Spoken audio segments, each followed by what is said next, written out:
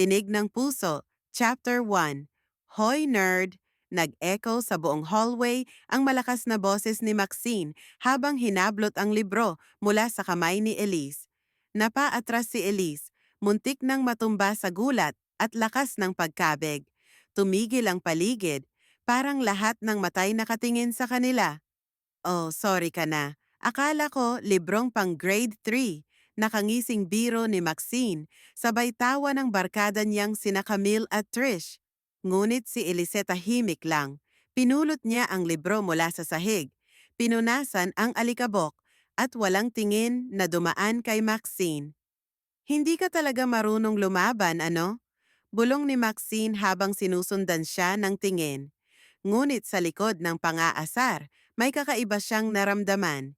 Hindi niya maintindihan. Bakit parang bumagal ang oras nung nagtagpo ang mata nila?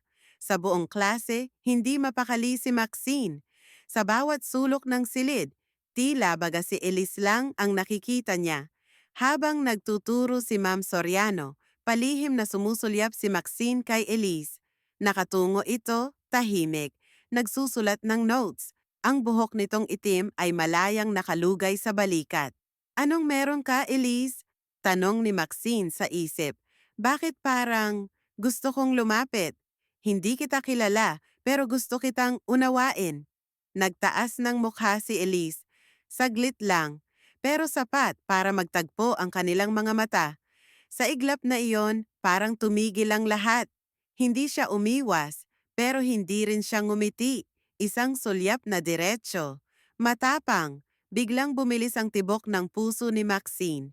Pagkatapos ng klase, tinanong siya ni Camille, "Bakit ka nakatitig kay Elise kanina?" "Ha? Hindi ah."